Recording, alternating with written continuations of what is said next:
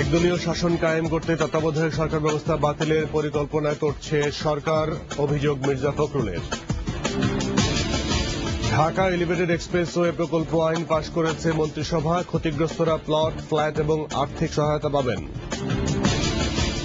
Zoom ultra সিরিজের দ্বিতীয় ওয়ানডেতে অস্ট্রেলিয়াকে 230 রানের টার্গেট দিয়েছে বাংলাদেশ।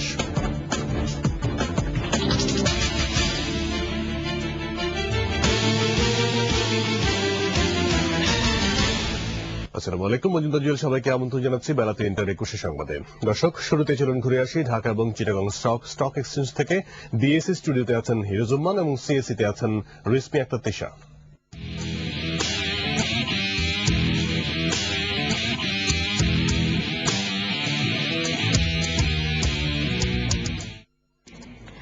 ধন্যবাদ আজরিয়াল। জানাচ্ছি এইমাত্র শেষ হয়ে গেল ঢাকা শেয়ার বাজারে আজকের দিনের লেনদেন।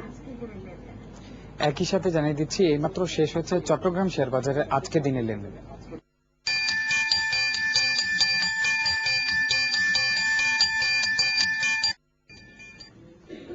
ঢাকা শেয়ার বাজারে আজকের দিন শেষের খবরাখবর জানিয়ে দিচ্ছি। আজ দিনের শুরু থেকে আমরা বেলা 12টা পর্যন্ত কিছুটা মিশ্র প্রবণতা দেখলেও 12টার পর থেকে আমরা একটানা কিছুটা নিম্নমুখী প্রবণতা দেখেছি। দিনের শেষ ভাগে এসে ডিএসসি জেনারেল ইন্ডেক্স প্রায় 289 পয়েন্টের মতো কমেছে, 6266 পয়েন্টে অবস্থান করেছে ডিএসসি জেনারেল ইন্ডেক্স, এবং ডিএসআই ইন্ডেক্স কমেছে প্রায় 234 পয়েন্টের মতো এবং অবস্থান করেছে 5204 পয়েন্টে। এবং অ্যাডভান্স এবং ডিক্লাইনের মধ্যে একটি বিশাল একটা ব্যবধান লক্ষ্য করেছে। বেশিরভাগ প্রতিষ্ঠানেরই শেয়ারের দাম কমেছে। আজ দিনের শেষ ভাগে প্রায় 230টি প্রতিষ্ঠানেরই শেয়ারের দাম কমেছে, বেড়েছে মাত্র 27টি প্রতিষ্ঠানের শেয়ারের দাম। আজকে বাজারে আমরা এই নেগেটিভ ইম্প্যাক্টটা দেখেছি তদন্ত রিপোর্ট প্রকাশ হওয়া বা না হওয়াকে কেন্দ্র করে। তবে বাজার বিশ্লেষকরা জানিয়েছেন এটি খুব স্বাভাবিক একটি প্রক্রিয়া। বাজারে কখনোই তদন্ত রিপোর্টের কোনো নেগেটিভ ইম্প্যাক্ট বা পুঁজিবাজারের উপর পড়বে না, যেটার কারণে বিনিয়োগকারী প্যানিক সেল করছে। বিনিয়োগকারী অবশ্যই প্যানিক সেল করা উচিত না, এমনটা জানিয়েছেন বাজার বিশ্লেষকরা। তবে আমরা দেখতে পাচ্ছি যে টার্নওভারের গতিটা কিন্তু অনেকটাই ভালো। গত দিনে টার্নওভারের গতির কাছাকাছি ছিল, অর্থাৎ 1224 কোটি টাকার মতো লেনদেন হয়েছে। আজ যদিও সূচক কমেছে প্রায় 289 পয়েন্টের মতো। এখান থেকে বোঝা যায় যে যারা চালাকচ্যুত বিনিয়োগকারী, সচেতন বিনিয়োগকারী যারা, তারা কিন্তু নিম্নমুখী মার্কেট থেকে শেয়ার কিনছে, অর্থাৎ ইনভলভমেন্টটা অনেকটাই আছে, এমনটাই আমরা লক্ষ্য করছি, যেটি খুব পজিটিভ একটি সাইন আমাদের পুঁজিবাজারের জন্য। তো আমার হাতে এই ছিল ঢাকা শেয়ার বাজারে আজকের দিন শেষের খবরাখবর। আমরা চলে যাচ্ছি চট্টগ্রাম স্টক এক্সচেঞ্জে, সেখানে রয়েছে হিরোজুম্মান। ধন্যবাদ তিশা। দিনের শুরুতে চট্টগ্রাম শেয়ার বাজারে কিছুটা মিশ্র প্রবণতা থাকলেও বেলা 1টার পর থেকে একটানা নিম্নমুখী প্রবণতা দেখেছে চট্টগ্রাম শেয়ার বাজারে। তার চেয়ে বড় ব্যাপার হলো যে লেনদেন শেষ হওয়ার লাস্ট 10 মিনিটে আমরা দেখেছি ইন্ডেক্স 300 পয়েন্টের বেশি কমেছে এবং বিনিয়োগকারীদের প্যানিক সেলের ফলে এটা হয়েছে বলে বাজার বিশেষজ্ঞরা জানিয়েছেন। তো আজ দিন শেষে দেখা যাচ্ছে বেশিরভাগ কোম্পানি শেয়ারের দর কমেছে, তাছাড়া ইন্ডেক্সের ক্ষেত্রে নিম্নমুখী প্রবণতা দেখা যাচ্ছে। তবে আজকের দিনে সবচেয়ে উল্লেখযোগ্য ব্যাপার হচ্ছে আজ লেনদেনের পরিমাণ গতকালের চেয়ে কিছুটা বেশি। আজ মোট লেনদেন হওয়া কোম্পানিগুলোর মধ্যে 260টি কোম্পানি শেয়ার লেনদেন হয়েছে। এর মধ্যে 24টি কোম্পানি শেয়ারের দর বৃদ্ধি পেয়েছে, কমেছে 179টি কোম্পানি শেয়ারের দাম এবং অপরিবর্তিত আছে 4টি কোম্পানি শেয়ারের দাম। দিন শেষে সিএসসি 30 ইন্ডেক্স প্রায় 570 পয়েন্টের মতো কমেছে। বেলা 2টা 50 পর্যন্ত আমরা দেখেছিলাম ইন্ডেক্স প্রায় 270 পয়েন্টের মতো কমেছিল, কিন্তু লাস্ট 10 মিনিটে ইন্ডেক্স প্রায় 300 পয়েন্টের মতো পড়েছে এবং সর্বশেষ সিএসসি 30 ইন্ডেক্স প্রায় 570 পয়েন্টের মতো পরে সর্বশেষ অবস্থান করছে 14,684 পয়েন্টে। সিএসসি সিলেক্টিভ ক্যাটাগরিজ ইন্ডেক্স আজ দিন শেষে 225 পয়েন্ট কমেছে, সর্বশেষ দাঁড়িয়েছে 11,545 পয়েন্টে। আজ দিন শেষে মোট লেনদেন হয়েছে 123 কোটি 45 লক্ষ টাকার কিছুটা বেশি। গতকাল লেনদেন হয়েছিল 118 কোটি টাকা, আজ প্রায় 5 কোটি টাকারও বেশি লেনদেন হয়েছে চট্টগ্রাম শেয়ার বাজারে। দিন শেষে টপ ট্রেডে যে সকল প্রতিষ্ঠান ছিল তাদের নাম জানিয়ে দিচ্ছি। দিন শেষে টপ ট্রেডের প্রথম অবস্থান ছিল আফতাব অটোমোবাইল, দ্বিতীয় অবস্থানে বেক্সটেক্স, বেক্সিমকো লিমিটেড তৃতীয় অবস্থানে, ইস্টার্ন হাউজিং চতুর্থ অবস্থানে, এমস ফার্স্ট মিউচুয়াল ফান্ড পঞ্চম অবস্থানে, ইউনাইটেড এয়ারওয়েজ ষষ্ঠ অবস্থানে, সপ্তম অবস্থানে স্কয়ার ফার্মা, অষ্টম অবস্থানে ছিল বিএসআরএম স্টিল, নবম অবস্থানে ছিল ম্যাক্সন স্পিনিং মিল এবং সর্বশেষ দশম অবস্থানে ছিল গ্রামীণ ফোন লিমিটেড। তো আজ দিন শেষে আমরা দেখেছি কিছুটা মিশ্র প্রবণতা ছিল চট্টগ্রাম শেয়ার বাজারে। তো এই ছিল আমার হাতে চট্টগ্রাম শেয়ার বাজারের সর্বশেষ খবরাখবর। ফিরছি 21 মূল খবরে। ধন্যবাদ দর্শক। ডিএসসি থেকে তিশা এবং সিএসসি থেকে হিরো জানাচ্ছিলেন শেয়ার বাজারের আজকে দিন শেষে খবরাখবর। এবার অন্যান্য খবর। তত্ত্বাবধায়ক সরকার ব্যবস্থা বাতিল করে সরকার একদলীয় শাসন ব্যবস্থা চিরস্থায়ী বন্দোবস্ত করতে চায় বলে অভিযোগ তুললেন বিএনপির ভারপ্রাপ্ত মহাসচিব মির্জা ফখরুল ইসলাম আলমগীর। জাতীয় প্রেসক্লাবে জাতীয়তাবাদী সাংস্কৃতিক ফাউন্ডেশন আয়োজিত তত্ত্বাবধায়ক সরকার পদ্ধতি বাতিলের ষড়যন্ত্র বাস্তবতা এবং করণীয় শীর্ষক গোলটেবিল বৈঠকে একথা বলেন তিনি। মির্জা ফখরুল বলেন, সংবিধান সংশোধনের প্রয়োজন হলে সর্বদলীয় কমিটি গঠন করে সবার মতামতের ভিত্তিতেই তা করতে হবে। সাম্প্রতিক সময়ে র্যাবের ক্রস ফায়ারে বিচার বহির্ভূত হত্যাকাণ্ডের হার বেড়ে যাওয়ারও উদ্বেগ প্রকাশ করেন তিনি।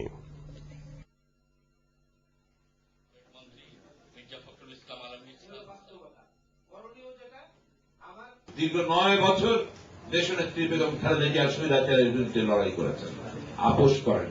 আবার 11 পরে যখন এই দেশকে, এই রাষ্ট্রকে একটা ব্যর্থ রাষ্ট্র হিসাবে পরিণত করবার জন্য দেশীয় এবং আন্তর্জাতিক ষড়যন্ত্র হয়েছে, তখন এই একটি মানুষ, এই একজন নেত্রী, যিনি কারাগারের ভিতরে থেকেও বলেছেন, আমি আপোষ করব না। ঢাকা এলিভেটেড এক্সপ্রেসওয়ে প্রকল্পের ভূমি অধিগ্রহণ আইন 2011-র খসড়া চূড়ান্ত অনুমোদন দিয়েছে মন্ত্রিসভা। আজ সচিবালয়ে মন্ত্রিপরিষদ বিভাগের সম্মেলন কক্ষে প্রধানমন্ত্রীর সভাপতিত্বে অনুষ্ঠিত মন্ত্রিসভা বৈঠকে এই অনুমোদন দেওয়া হয়। বৈঠক শেষে প্রধানমন্ত্রীর প্রেস সচিব আবুল কালাম আজাদ সাংবাদিকদের কথা জানান। তিনি বলেন, এই প্রকল্পের ফলে ক্ষতিগ্রস্তরা সরকারি প্লট, ফ্ল্যাট এবং আর্থিক সহায়তা পাবেন। এলিভেটেড এক্সপ্রেসওয়ে প্রকল্পের কথা শুনে অনেকেই সেসব স্থানে বিভিন্ন স্থাপনা নির্মাণ করছে, সেগুলো উচ্ছেদ করা হবে বলেও জানান তিনি।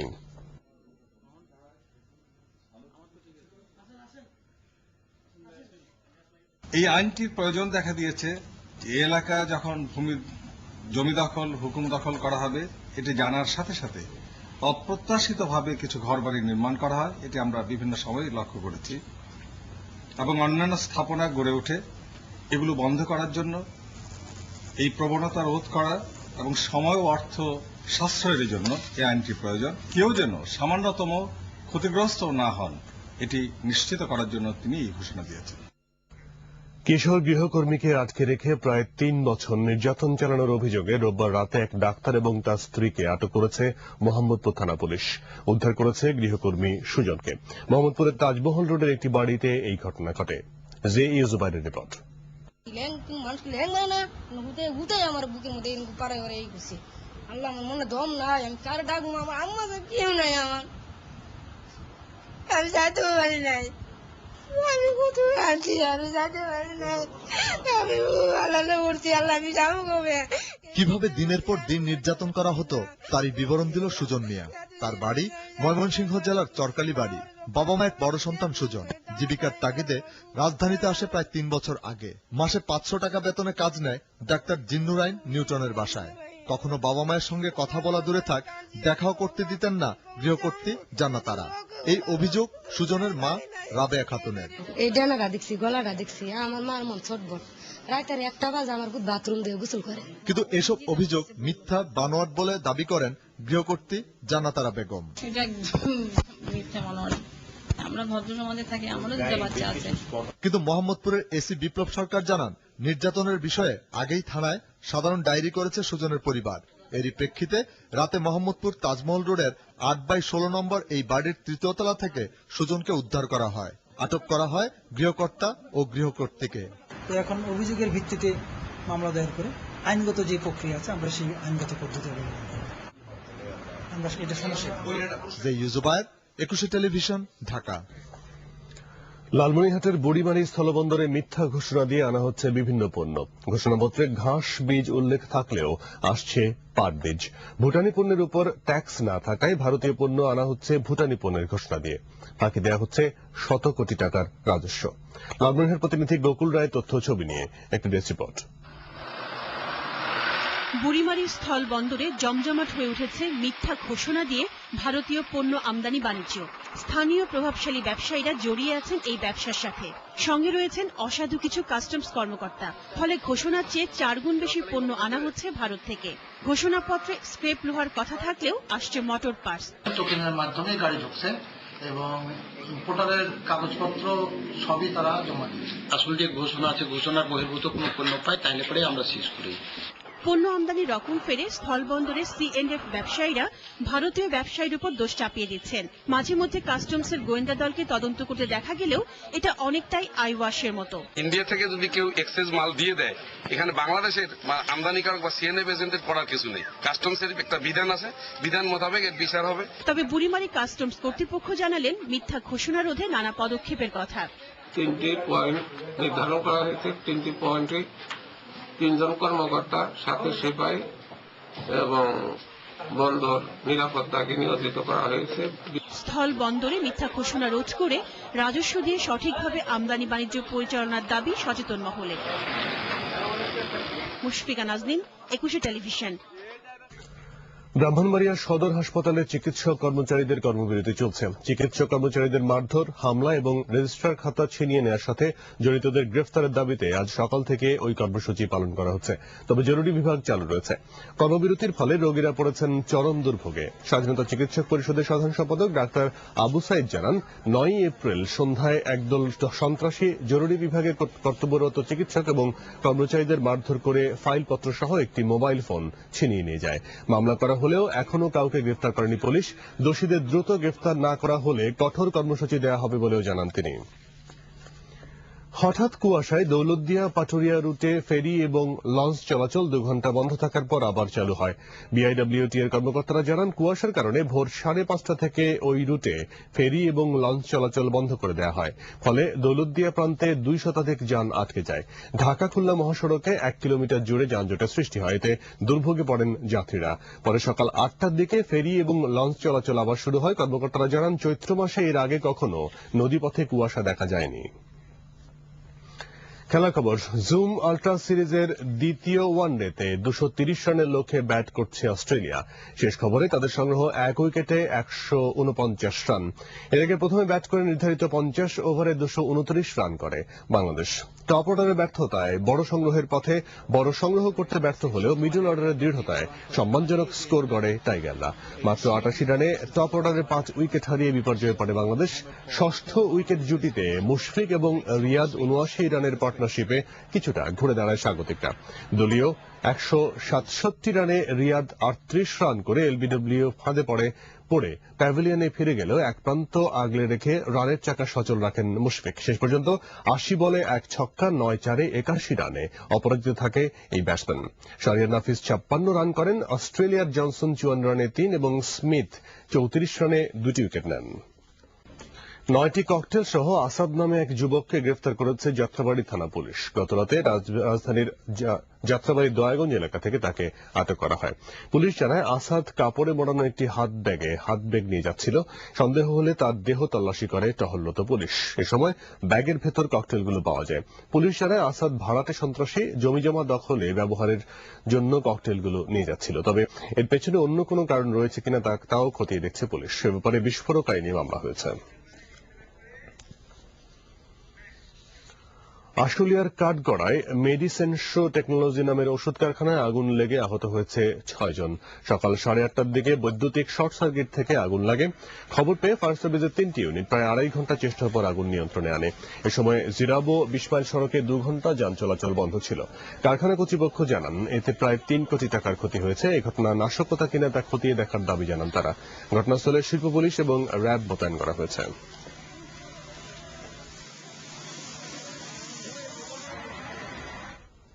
রাজবাড়ীতে লালন শাহর অনুসারী বাউলদের উপর নির্যাতন নিপীড়নের প্রতিবাদে বাউল তীর্থ কুষ্টিয়ায় ফুঁসে উঠেছে সর্বস্তরের মানুষ। ন্যাক্কারজনক এই ঘটনার প্রতিবাদে রাস্তায় নেমেছেন তারা। বাউলদের পাশাপাশি জেলার সাধারণ মানুষ এই ঘটনার তীব্র নিন্দা, প্রতিবাদ এবং দোষীদের দৃষ্টান্তমূলক শাস্তির দাবি করেছেন। কুষ্টিয়া প্রতিনিধি জহুরুল ইসলামের তথ্য ছবি নিয়ে এক ডেস্ক রিপোর্ট। গত 5 এপ্রিল রাজবাড়ী জেলার হাবাসপুরে সাধু সংঘ অনুষ্ঠানে হানা দিয়ে স্থানীয় একটি মৌলবাদী চক্র 28 জন লালন অনুসারী বাউলের চুলদাড়ি কেটে দেয়। এ খবর লালন তীর্থ কুষ্টিয়া এসে পৌঁছালে বাউল সাধু গুরুরা বিক্ষোভে ফেটে পড়েন। তাদের সাথে রাস্তায় নেমে আসেন শিল্পী, সাহিত্যিক, সাংবাদিক, এনজিও কর্মী সহ সর্বস্তরের মানুষ। এই ধর্মনিরপেক্ষ দেশে যার যার ধর্ম শেষে করবে।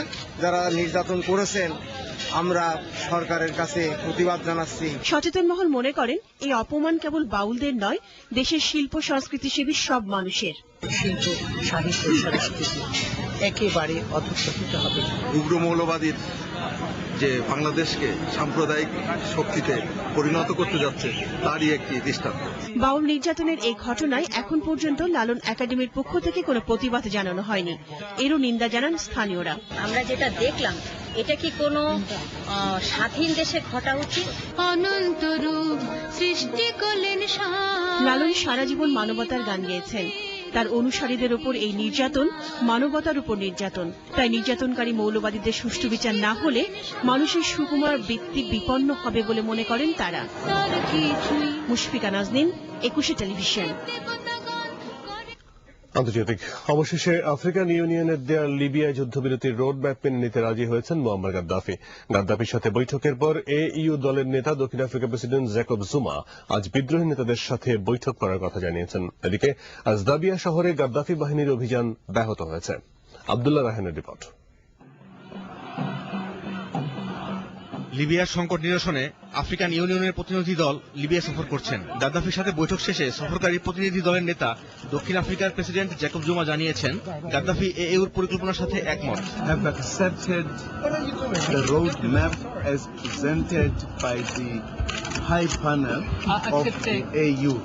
প্রতিনিধি দলটি আজ বেনগাজিতে বিদ্রোহী নেতাদের সাথে বৈঠক করবেন এবং অস্ত্রবিরতির প্রস্তাব দেবেন। যদিও গাদ্দাফি ক্ষমতা ছাড়ার আগে কোনো অস্ত্রবিরতিতে যাবে না বলে বিদ্রোহীরা জানিয়েছে। এদিকে আজদাবিয়ায় ন্যাটোর বিমান হামলা অব্যাহত রয়েছে। এতে গাদ্দাফি বাহিনীর বেশ কিছু ট্যাঙ্ক বিধ্বস্ত হয়েছে। গাদ্দাফি বাহিনীর অভিযান সত্ত্বেও শহরটি এখন বিদ্রোহীদের নিয়ন্ত্রণে রয়েছে। আব্দুল্লাহ রায়হান, 21 টেলিভিশন। আইভরি কোস্টের রাজধানী আবিদজানে লরা বাগবোর আবাসন স্থলে বিমান হামলা চালিয়েছে জাতিসংঘে নিয়োজিত ফরাসি শান্তিরক্ষা বাহিনী। ফরাসি সেনারা হেলিকপ্টার থেকে বাগবোর আবাসন স্থল লক্ষ্য করে এই হামলা চালায় বলে জাতিসংঘ জানিয়েছে। বাগবো শান্তি আলোচনার কথা বলে ভারী অস্ত্র নিয়ে আন্তর্জাতিকভাবে স্বীকৃত প্রেসিডেন্ট আলাসানে ওয়াতারার আবাসস্থলে হামলা চালালে পাল্টা জবাব দিতে এই বিমান হামলা চালানো হয়। জাপানে শক্তিশালী ভূমিকম্প এবং সুনামির মুহূর্তকে স্মরণ করে 1 মিনিট নীরবতা পালন করেছে সেদেশের জনগণ। ওই প্রাকৃতিক দুর্যোগের 1 মাস পর দেশ জুড়ে এই কর্মসূচি পালন করা হয়। 1 মাস আগে ঠিক এই দিনটিতে জাপানে আঘাত হানে শক্তিশালী ভূমিকম্প, যা উত্তর পূর্বাঞ্চলে সমুদ্রে সৃষ্টি করেছিল ভয়াবহ এক সুনামি। এতে 25,000 লোক তাৎক্ষণিকভাবে প্রাণ হারায় এবং গোটা জাতি ভয়াবহ বিপর্যয়ের মুখে পড়ে। ঘটনাটি ঘটে জাপানের ঘড়িতে ঠিক 2:46 মিনিটে। ভয়াবহ সুনামি ভাসিয়ে নিয়ে যায় সমুদ্র তীরবর্তী গোটা অঞ্চলকে এবং ক্ষতিগ্রস্ত করে ফুকুশিমা দাইচি পরমাণু স্থাপনার। ওই সময়কে স্মরণ করে রাখতে মিয়ামি সনরিকুতে হাজারো মানুষ হারানো প্রিয়জনদের উদ্দেশ্যে মাথা অবনত করে 1 মিনিট নীরবতা পালন করেন।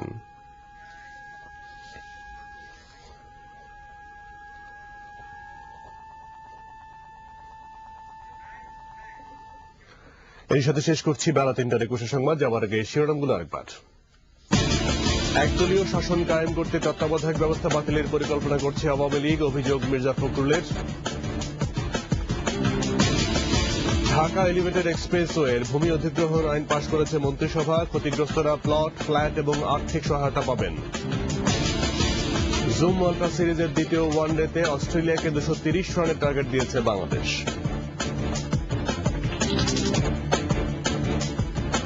একুশে টেলিভিশনের সর্বশেষ খবর জানতে যে কোনো মোবাইল থেকে ডায়াল করুন 2021 নম্বরে, আর লগ অন করুন www.21-tv.com এই ওয়েবসাইটে। এতক্ষণ সঙ্গে থাকার জন্য ধন্যবাদ। পরের সংবাদ বিকেল 5টায় দেখার আমন্ত্রণ রইল। 21-এর সঙ্গে থাকুন।